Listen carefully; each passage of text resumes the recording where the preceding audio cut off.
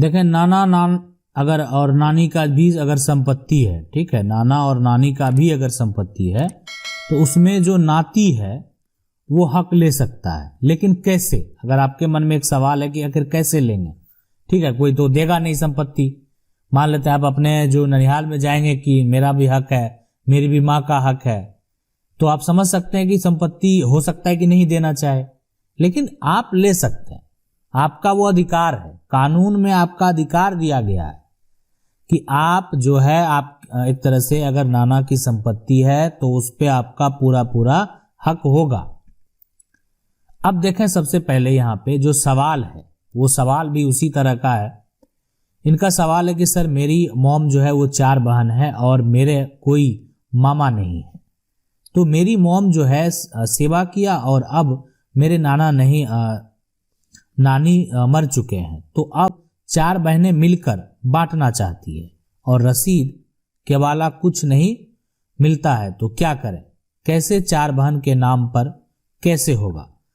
देखिए, बिल्कुल सबसे पहले आप ये समझ लें कि आपका जो भी नाना का जो भी प्रॉपर्टी है, ठीक है, जो भी प्रॉपर्टी है, यानी ये तो पता होगा कि आपका प्रॉपर्टी है कहाँ। मान लेते हैं कि वो कृषि वाला भूमि हो या एक तरह से जिस पे आपका घर हो, वो प्रॉपर्टी का जो प्लॉट नंबर है, मान लेते हैं इसका नंबर 100 है, तो इसका डिटेल अपने नजदीकी राजस्व कार्यालय से पूरा एक तरह से इंफॉर्मेशन निकालेंगे, ठीक है। इन बात करेंगे वहां पे कि ये सारा इंफॉर्मेशन आपको जो है इससे संबंधित जो है सारा मिले, जो कि आपके जो एक तरह से नाना होंगे जिन उनके नाम पे जो संपत्ति दर्ज है।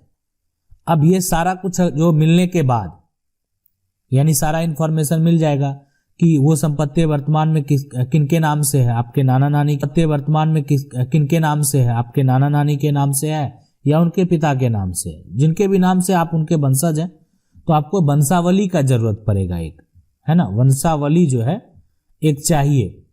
उसके अलावा वंशावली के अलावा, मतलब एक वंशावली तो चाहिए ही चाहिए, उसके अलावा जो आपको लगेगा यहाँ पे वो लगेगा क्या, वो मृत्यु प्रमाण पत्र लगेगा, इसलिए कि उनका जो है एक तरह से मृत्यु हो चुका है, तो मृत्यु प्रमाण पत्र भी चाहिए।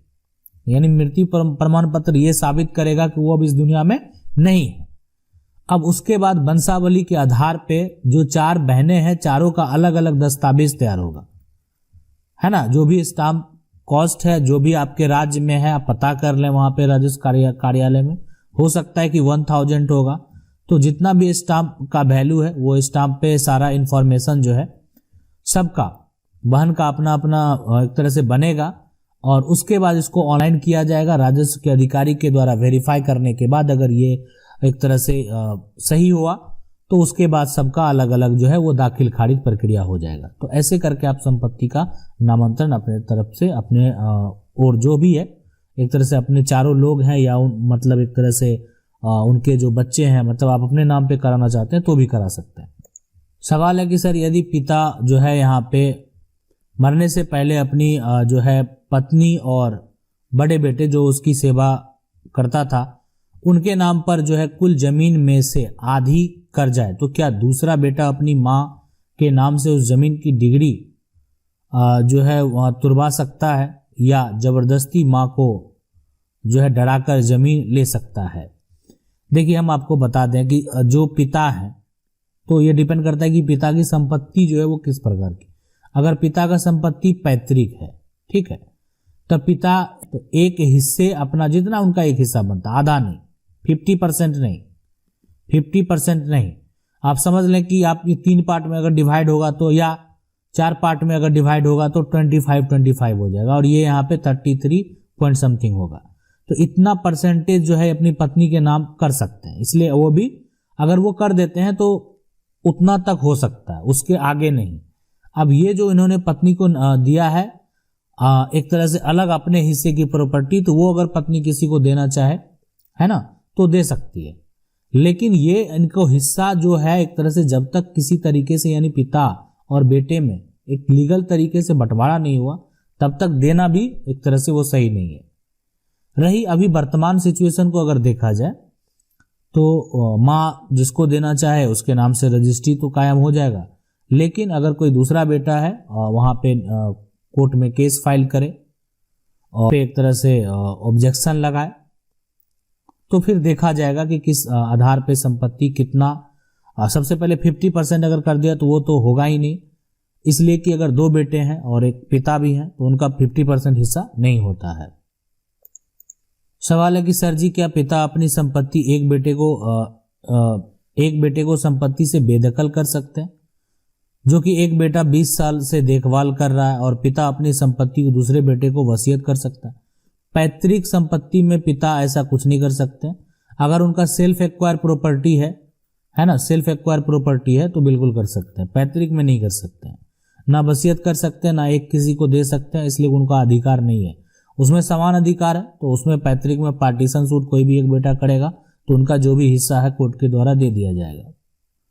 सवाल है कि सर हमारी माँ जिनकी उम्र 75 से 80 के बीच है और हम 2 बेटे हैं, मम्मी की प्रॉपर्टी को बेचकर उसको अपने वाइफ के नाम जो है यहाँ पे कराना चाहते हैं, अतः क्या इसे रोकने का कोई प्रावधान है? इसे कैसे रोका जा सकता है? प्लीज सर थोड़ी मदद कीजिए।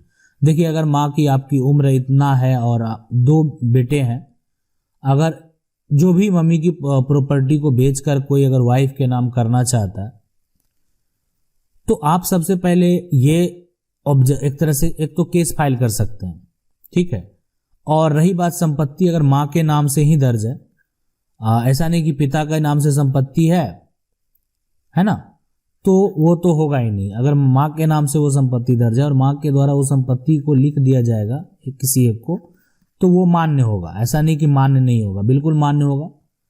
अब यहाँ पे सवाल ये उठता है कि अभी फिलहाल आप अगर मान लेते हैं इस पे ऑब्जेक्शन लगाने के लिए कोर्ट में, आप ये कह सकते हैं कि जो आपकी माँ है, मान लो तो उनको किसी प्रकार का प्रॉब्लम है, इलाज चल रहा है, सकते हैं कि वो एक तरह से शारीरिक रूप से फिट नहीं है और इस पे जो है एक तरह से चालाकी से धोखा करके 420 करके दूसरा जो भाई है वो अपनी पत्नी के नाम संपत्ति कराना चाहता है, तो आप इस पे जो है केस फाइल अपने भाई के ऊपर आपको करना होगा। सवाल है कि मेरे दादा 2 भाई थे, छोटे दादा अकेले थे, उसका कोई परिवार नहीं था, तो छोटे दादा के हिस्से की जमीन मेरे पिता ने लिखवा लिया। अगर यह जमीन मेरे पिताजी ने बेच दिया तो पुत्र क्लेम कर सकता है या नहीं? पुत्र को हिस्सा मिल सकता है या नहीं, कृपया बताएं।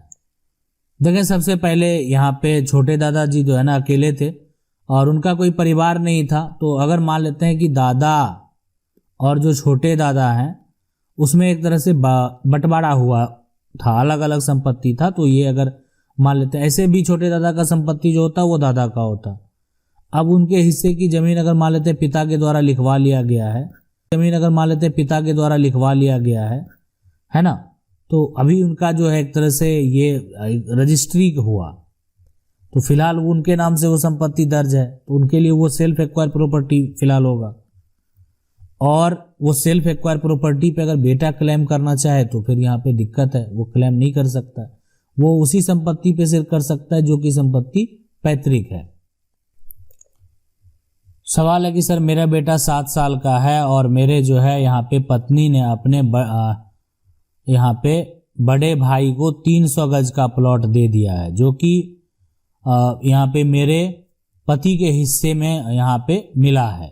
अभी 2 साल हुआ है, क्या वह वापस हो सकता है? Please reply. देखिए, अगर मतलब मौखिक तौर पे दिया गया है ना, तो बिल्कुल ये एक तरह से इस मौखिक रूप का कोई मतलब नहीं बनता। लिखित तौर पे अगर उन्होंने दे दिया है तो वापस लेना उतना आसान नहीं होगा, लेकिन जो भी दिए हुए हैं मौखिक तौर पे दिए हुए हैं तो आप उसको वापस बिल्कुल ले सकते हैं। सवाल है कि मेरा मकान मेरा और जो है यहाँ पत्नी के नाम ज्वाइंट था, अब पति की मृत्यु हो गई है, अब उनका 50 जो है % में अपना नाम कैसे करा सकता हूँ? मेरे 4 बच्चे हैं और यहाँ पे ऊपर बेटे ने बना लिया है और वो पूरा लेना चाहता है, कैसे करूं? देखिए, मकान जो है पति के नाम ज्वाइंट था, अब यहाँ पे पति और जो है यहाँ पे नाम अगर ज्वाइंट में था मतलब पत्नी के नाम भी है, अब पति की मृत्यु हो गई है तो एक तरह से 50% में अपने नाम कैसे करा सकती हूँ? देखिए, ज्वाइंट होने का मतलब देखें, यहाँ पे आपने लिखा कि पति के नाम से ज्वाइंट था, तो अगर मान लेते हैं पति के नाम से आपकी संपत्ति जो है वो ज्वाइंट है, तो 50% तो आपका बनेगा ही अगर ज्वाइंट है तो, और पति का जो 50% है उसमें अगर एक तरह से जो नॉमिनी है उसको आपको बनाया गया है तो वो भी आपको फिर आपके नाम हो जाएगा, है ना। इसलिए कि अगर ये संपत्ति जो भी पति के नाम से है और पति के द्वारा खरीदा हुआ संपत्ति है तो इस पे फिलहाल कोई भी अधिकार की बात नहीं कर सकता, और आपका अगर कोई 50% है तो उस पे भी किसी प्रकार का कोई अधिकार की बात नहीं कर सकता। और इसमें जो खरीदा हुआ संपत्ति है अगर उसमें नॉमिनी का नाम दर्ज है और वो पत्नी है तो यहाँ पे पहला पूरा राइट जो होगा वो पत्नी का ही बनेगा। सवाल है कि सर किसी ने मेरे पिताजी का कब्जा किया जमीन 30 साल पहले बेच दिया, जमीन का सारा दस्तावेज डॉक्यूमेंट मेरे पास मौजूद है, क्या मैं जो है यहाँ न्यायालय जा सकता हूँ? देखिए बिल्कुल जा सकते हैं, और उस व्यक्ति पे जो है आप 420 का मुकदमा भी कर सकते हैं। यहाँ पे देखिए आपको जो केस आप फाइल करेंगे तो जो बिक्री किया है, सबसे पहले जो बिक्री किया है और जो खरीदा है, यानी खरीदने वाले को भी ये सूचना हो जाना चाहिए कि वो उसकी संपत्ति नहीं है जो बेचा है, तो आपको दोनों के ऊपर जो है केस फाइल करना होगा। लेकिन ये अगर संपत्ति बिल्कुल आप वापस ले सकते हैं, इसलिए कि सुप्रीम कोर्ट के बहुत सारे जजमेंट में साफ साफ कहना है कि संपत्ति का असली मालिक वही है जिसके पास संपत्ति का दस्तावेज है, संपत्ति का टाइटल है। आशा करते हैं वीडियो अच्छा लगा होगा। वीडियो अच्छा लगा वीडियो को लाइक जरूर कर दें। चैनल को पहली बार देख रहे हैं सब्सक्राइब करके जो बेल आइकन है उसको जरूर दबा लें। मिलते हैं अगले वीडियो में, तब तक के लिए जय हिंद।